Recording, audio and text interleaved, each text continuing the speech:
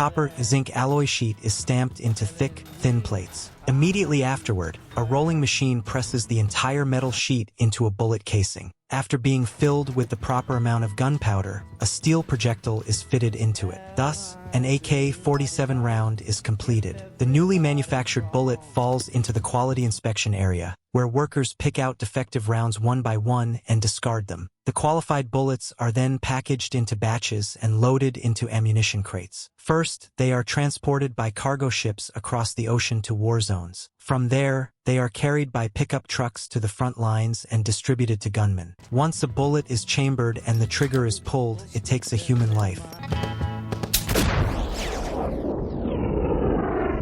Every year, 14 billion bullets are produced worldwide, and behind each bullet lies a cold corpse. Although weapon manufacturing is handled by certain major powers, the sale of these weapons to war zones is often carried out by individuals. Yuri was once a chef, and he was the one chosen. During his very first arms smuggling operation, he had already been noticed by Interpol, and they would catch up to the cargo ship in just 10 minutes. However, Yuri showed no sign of panic and remained extremely calm. He ordered the captain to change course to buy time, then instructed his men to erase the ship's name and replace it with a name he had registered in the Netherlands. At the same time, the national flag also had to be replaced with the Dutch flag. Unfortunately, there was no Dutch flag on board. In the critical moment, Vitali, Yuri's younger brother, found a French flag, which would become a Dutch flag simply by turning it sideways. Hearing this, Yuri immediately praised his brother as a genius. When everything was ready, Interpol's speedboat had just caught up. Normally, Yuri would place chemical radiation labels on containers carrying weapons to deceive law enforcement. But this time, the leader of the pursuing team was Jack Valentine, Yuri's sworn enemy. The old trick could not fool Jack. He ordered his men to open the container for inspection. However, when the container doors were opened, only a pile of rotten potatoes came tumbling out. Under the blazing sunlight, they emitted a foul stench, their impact no different from chemical radiation. Truly horrifying. But Yuri knew this was still not safe enough. He had also bribed intelligence officers to feed Jack false information at the crucial moment. With this chain of coordinated actions, Jack was forced to leave empty-handed, completely unaware that beneath the pile of potatoes lay a massive cache of M16 weapons. Having just escaped one disaster, Yuri immediately encountered another problem. When he rushed to the buyer's territory, he was informed that they had no cash and could only trade using contraband. Yuri flew into a rage and refused to agree, but the other party immediately drew their guns and aimed them straight at him. Seeing this, Vitali also drew his weapon to confront them. But Yuri understood clearly, when doing business with demons, one must remain extremely calm. Therefore, even after being shot, he chose to endure it and stopped his brother from fighting back. What Yuri did not expect was that Vitali, after coming into contact with contraband, became addicted. To prevent his brother from continuing down that path, Yuri had no choice but to personally send Vitali to a rehabilitation center. However, what Yuri did not realize was that he himself was also addicted to something else, Ava Fontaine, the hometown beauty queen who completely captivated him. It turned out that since the age of 10, Yuri had been in love with this woman. But because of his ordinary appearance and even more ordinary family background, he had never had the chance to approach the goddess of his dreams. 6 months earlier, at the restaurant owned by his family, Yuri had witnessed with his own eyes a bloody settling of scores between gangs. That feeling was completely different from watching the news. When bullets whiz past your body, your life can be taken in an instant.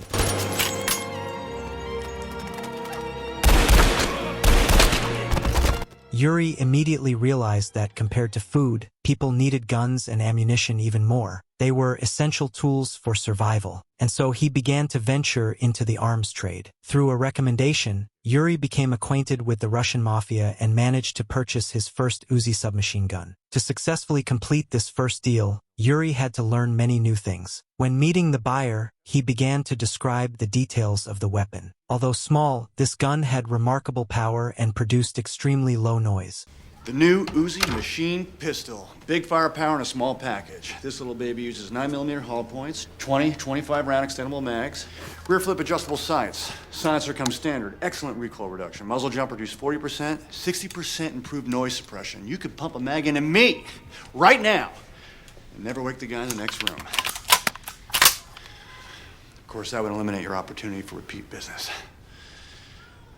It must be said that Yuri was born to be an arms smuggler, but in the past he had wanted to avoid violence for his entire life. Now he understood that he should approach violence because it was actually human instinct. After all, inside the rib cages of the earliest primitive human skeletons, stone arrowheads have been found. This shows that from ancient times until now, weapons have always been tied to humanity. With a goal in mind, Yuri wanted to bring along his younger brother Vitali. Vitali had always worked as a cook in their parents' restaurant, but the dishes he made were both ugly and terrible. Yuri advised his brother that only by changing careers could he find a way out. At first, Vitali did not want to agree, but under Yuri's persuasion, he eventually joined. However, in America, the number of gun sellers was even greater than McDonald's. No matter how many gang shootouts occurred locally, it was still difficult to make much money. Therefore, Yuri shifted to the international market. After all, there was no shortage of wars abroad. At that time, during the Cold War, international trade was monopolized by massive arms dealers representing the two opposing blocs. Thus, if Yuri wanted a share, he had to curry favor with one of them. By chance, at an international arms exhibition, he met an influential figure named Simeon Wise. Wise was an arms dealer representing several countries engaged in conflicts in Africa. He had supplied weapons to both sides in the Iran-Iraq War, yet still claimed to be a scoundrel with political principles. In response to Yuri's attempt to greet him, Wise acted disdainful and rejected him outright in front of everyone. He also said that this was not a place for amateurs, because Wise simply did not regard Yuri, a small, unknown arms dealer, as worthy. However, he never imagined that one day he would be crushed under the feet of the very man he once dismissed. Seeing that the legitimate business route was not viable, Yuri chose to engage in underground dealings. His career soon took off. In 1984, after the U.S. military withdrew from Lebanon, they left behind mountains of discarded firearms. Transporting them back home for repairs would cost more than buying new ones. Seeing this pile of weapons, Yuri immediately recognized a business opportunity. He bought all the guns from the officers at scrap metal prices and resold them to illegal armed groups in the region. Through this method, Yuri could earn an enormous profit. But that day, just as Yuri and Vitali received the money, they witnessed the terrorists using the guns they had purchased to massacre civilians. Vitali, who had always hated evil, wanted to step in and save people. But Yuri said, "This has nothing to do with us. We only sell guns, we don't fire them. If you want to make money, you must ignore the kindness in your heart."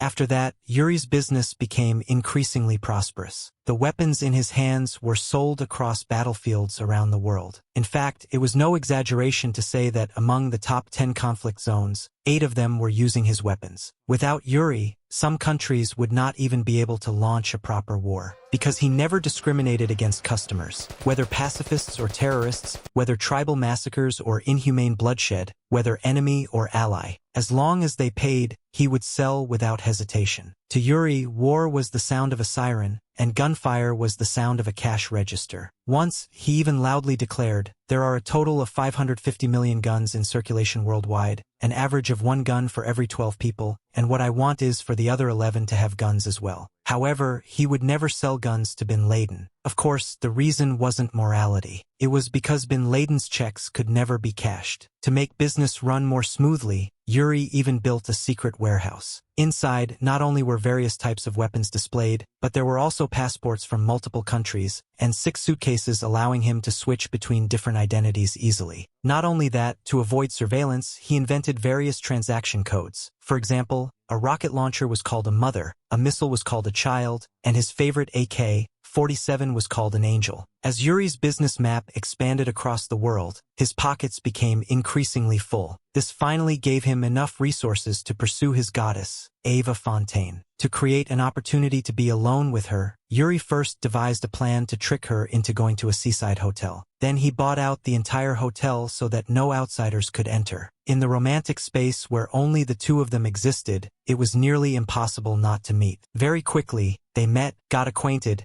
and began to learn about each other. To achieve his romantic goal, Yuri went all out, spending money to rent a private jet and even paying to have his name painted on it. Just like that, under the intervention of the superpower of money, Yuri and the goddess made an impact right on the private jet, right inside the private jet. Before long, the two married and became husband and wife. But only Yuri understood the troubles that came with marrying a goddess, because to keep Ava's heart, he always needed money. Before this, in order to pursue her, he had nearly gone bankrupt. Now, after months without any transactions, Yuri could only rely on credit cards to barely maintain his glamorous appearance. Fortunately, the collapse of the Soviet Union in 1991 once again allowed him to sense a massive business opportunity. Yuri immediately set off for his homeland of Ukraine. During the Cold War, this place had held an important strategic position. The Soviet Red Army had stationed at least 1 million troops there. The end of the Cold War meant that the entire stockpile of weapons was reduced to scrap metal. Furthermore, ever since the fall of the Berlin Wall, soldiers were no longer receiving their salaries, so they were more than willing to sell weapons privately. Upon arriving in Ukraine, Yuri immediately sought out his cousin Dmitry, a military general. Under Dmitry's guidance, Yuri witnessed the strongest arsenal in history. Not only were there tens of thousands of guns, but also missiles, mortars, mines, armored vehicles, military trucks, and even tanks and helicopters of an entire army.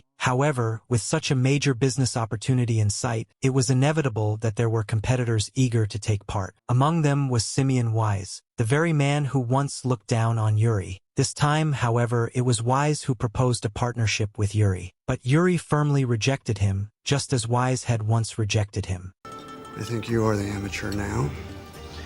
I think you should go with your instincts, with your first instinct.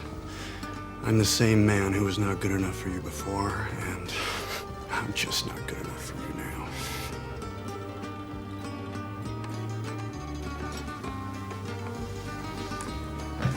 This statement was no different from a declaration of war. Dangerous flames instantly flickered in both men's eyes. 2 days later, Wise returned to the military base, hoping to negotiate directly with Dmitry. Unexpectedly, he was rejected once again, as Dmitry also understood the principle that fertile water should not flow to another's field. To express his gratitude, Yuri gifted Dmitry the newly purchased Rolls-Royce. But when Dmitry happily took it for a test drive, the car exploded, taking his life, his body completely destroyed. Yuri understood that the bomb had been meant for him. Dmitry had simply been the unfortunate one to die in his place. For the first time truly face-to-face with death, Yuri was consumed by overwhelming fear. But that did not make him give up arms dealing. In fact, to earn even more money, Yuri went to Africa. Over the past 10 years, 11 wars involving 23 countries had erupted there. For arms smugglers, this place was nothing short of paradise. And Yuri's primary target was Liberia. But as soon as he set foot here, he was stopped by a spoiled young master, the son of a general, holding a gold-plated AK. Following his principle that doing business with anyone is still making money, Yuri immediately got into the young man's car. He was then taken to a magnificent palace, completely out of place amid the ruins and filth of this land. Here, Yuri met André Baptiste, a self-proclaimed president. André Baptiste was infamous as a psychopathic killer, known for brutal methods of eliminating his enemies. Yet Yuri showed no fear when facing him. He calmly introduced the various weapons as usual.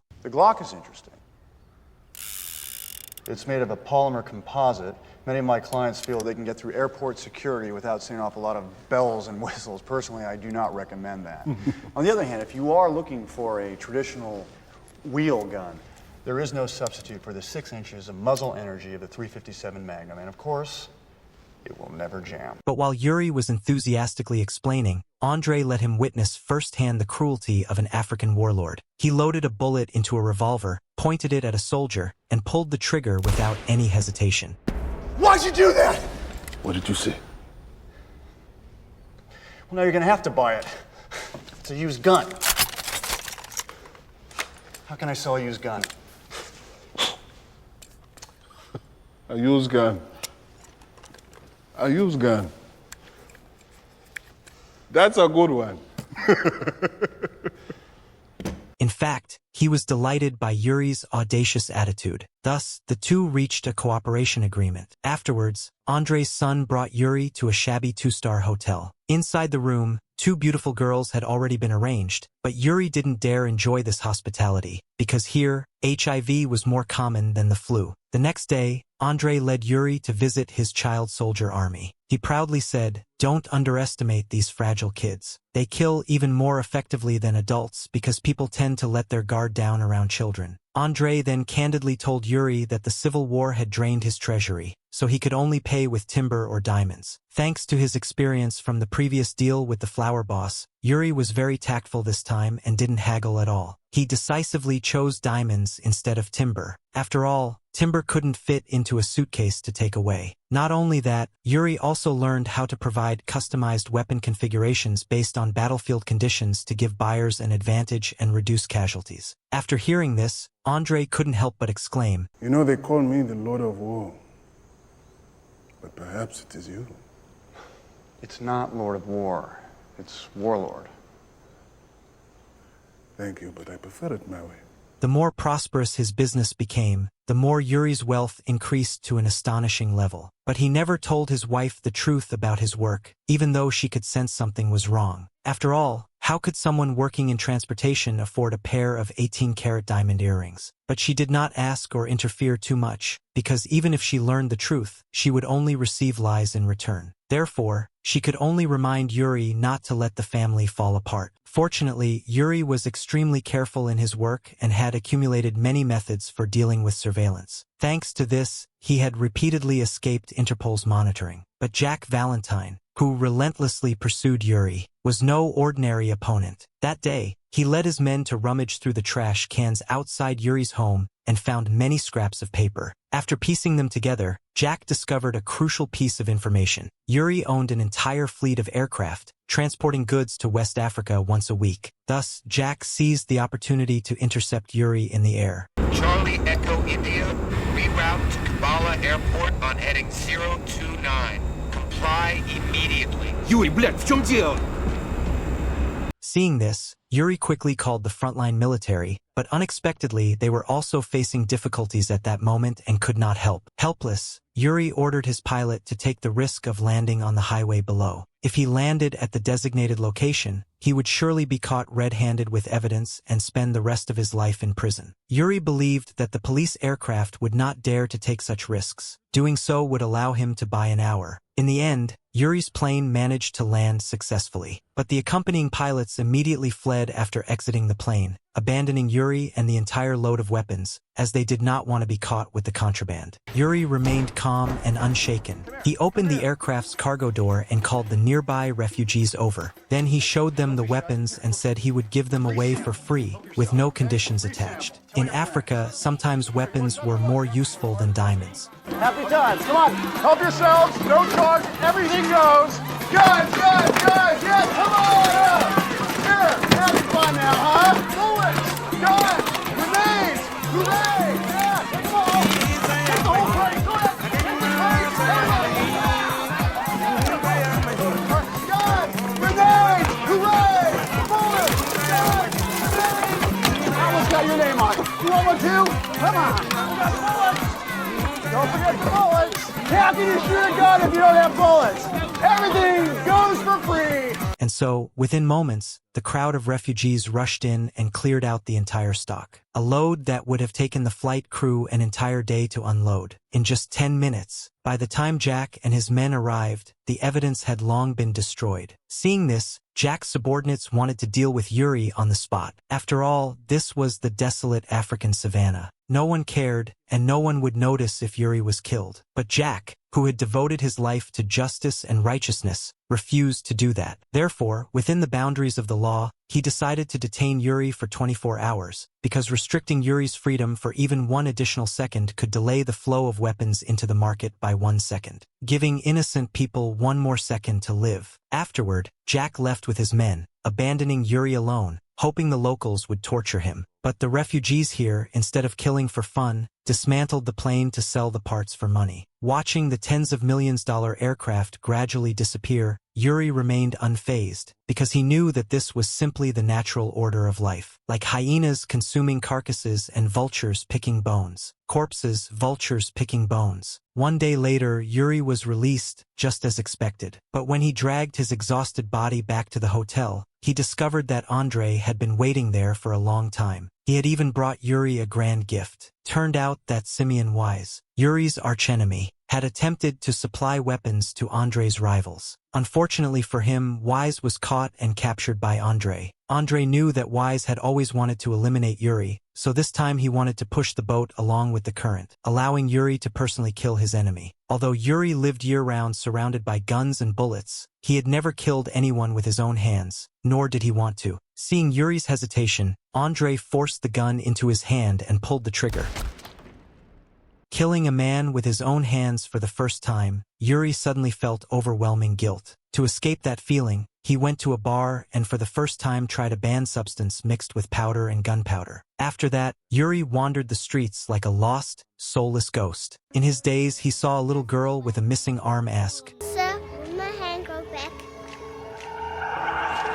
At that moment, Yuri became confused, more tormented and distressed inside. In another development, Jack, searching for a breakthrough, sought out Yuri's wife, hoping she would provide incriminating evidence. Although Ava Fontaine repeatedly insisted, she didn't believe anything and bluntly kicked Jack out of the house. When Yuri returned home, she sat naked on the bed, because Ava felt that everything Yuri brought to her was stained with blood and violence. Hearing this, Yuri no longer concealed anything. He justified himself by saying that what he did not violate the law. On the contrary, it helped weaker people defend themselves. But Ava didn't care whether it was legal or not. The act itself was wrong. It turned out that Ava's parents had died because of wartime bombings. She hated war, and she also hated arms dealers. But Yuri was the husband she loved. Caught in a situation with no clear way out, Ava could only urge Yuri to wash his hands of the trade, so as not to lose his beloved wife and their happy family. Yuri decided to give up arms dealing and switch to legitimate business. Although the money earned was meager and life was difficult, he still kept his promise and persisted for half a year. Until one day, Andrei Baptiste suddenly appeared. At that time, the civil war in Liberia was escalating,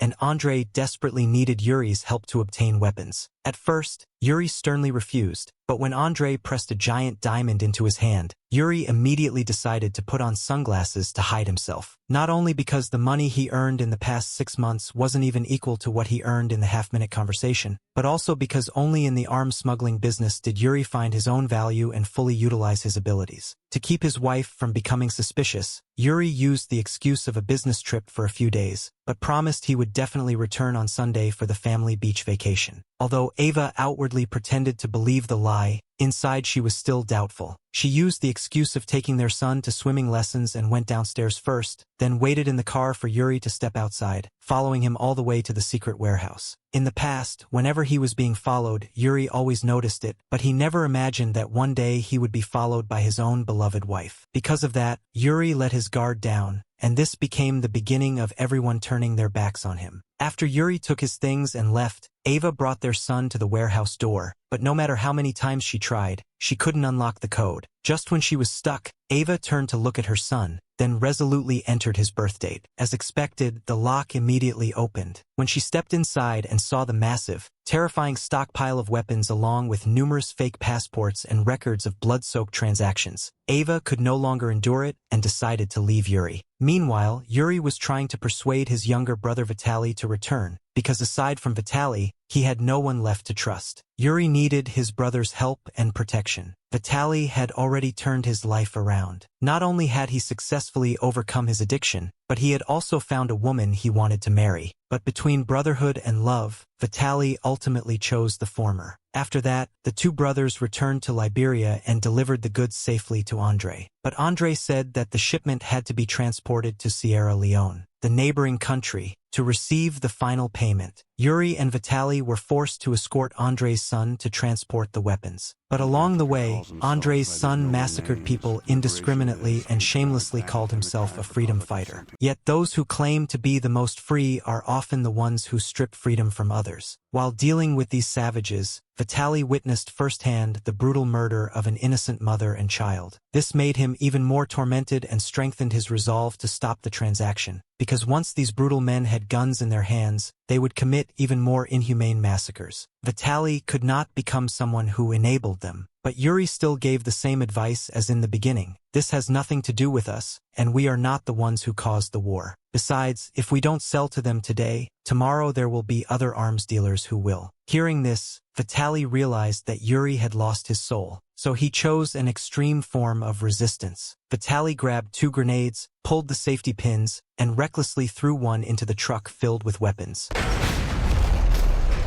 But before he could reach the second truck, Vitali was shot by a soldier. Even as he collapsed, he refused to give up, desperately trying to pull the pin of the last grenade in his hand to cleanse this filthy society. But Yuri stood in front of him, crying as he reinserted the safety pin. Vitali closed his eyes for the last time, filled with resentment. Even after losing his loved one, even while suffering unbearable pain, Yuri still continued to complete the transaction, because whether he continued or not, the dead would not return. Since half of the weapons were lost, Yuri received only half of the diamonds agreed upon in the original deal. After the transaction was completed, a massacre occurred immediately. But Yuri did not feel ashamed, because he believed that even without his weapons, countless massacres would still take place in this country. In that moment, Yuri felt he had become someone just like Andrei. Later, to avoid leaving evidence and traces, Yuri paid a Liberian doctor $20 to remove all the bullets from Vitali's body and forge a death certificate with the cause listed as heart failure. But perhaps because the payment was too little or the workmanship poor, one bullet still remained in Vitali's body. It was this very bullet, along with Ava's accusation, that led to Yuri's arrest and detention the moment he returned home. While in custody, Yuri called his wife and parents, but Ava had already taken their son and left. His parents, consumed by grief, also disowned him. At this point, Yuri had been completely abandoned by everyone. But when Jack Valentine presented all the evidence during interrogation and told him he might face life imprisonment, Yuri showed no fear, because he knew that the biggest arms dealer in the world was Jack's own boss. In other words, the President of the United States. The amount of weapons he sold in a single day exceeded everything Yuri sold in an entire year. And to continue making money from selling weapons, the president needed smugglers like Yuri to transport arms to hostile nations and incite wars. At first, Jack refused to believe that the country he served so loyally could be so dirty and cruel. But not long after, he received the answer directly from his superior. In the end, not only was Yuri released, but he was also given a suitcase full of money as compensation for his arrest. After that, he continued his black market arms business, transporting weapons all over the world. Lord of War, directed by Andrew Niccol, starring Nicolas Cage. It is a drama film released in 2005. The film is adapted from real events. During filming, the production team used more than 3,000 Real AK-47 rifles. The first reason was that prop guns were more expensive than real ones. The second reason was that they received generous support from arms smugglers. The entire row of tanks in the film was also real, and that row of tanks belonged to a Russian businessman named Viktor Bout. When filming that scene, to avoid causing misunderstandings, the production crew notified NATO in advance. In the eyes of ordinary people, Yuri is a genuine merchant of death. Wherever he goes, war breaks out. Wherever he goes, corpses lie scattered. But Yuri does not feel guilty about this. Even when his wife and child, his parents, all cut ties with him because of it. Even when his innocent younger brother died unjustly, he still refused to give up arms dealing. Because in Yuri's view, weapons are merely tools. As long as he does not pull the trigger and does not force others to fight, then no matter how many people die, it has nothing to do with him. Moreover, if he does not do it, someone else will. The world will not change because of the actions of one person. Yuri once said that the earth will ultimately be ruled by arms dealers, because everyone else is too busy slaughtering one another. And the secret to survival is to never participate in war, especially never to be in conflict with oneself. Yuri's greatest strength is that once he decides on something, whether a person or an event, he will never change. Just like the woman he fell for at first sight 10 years ago.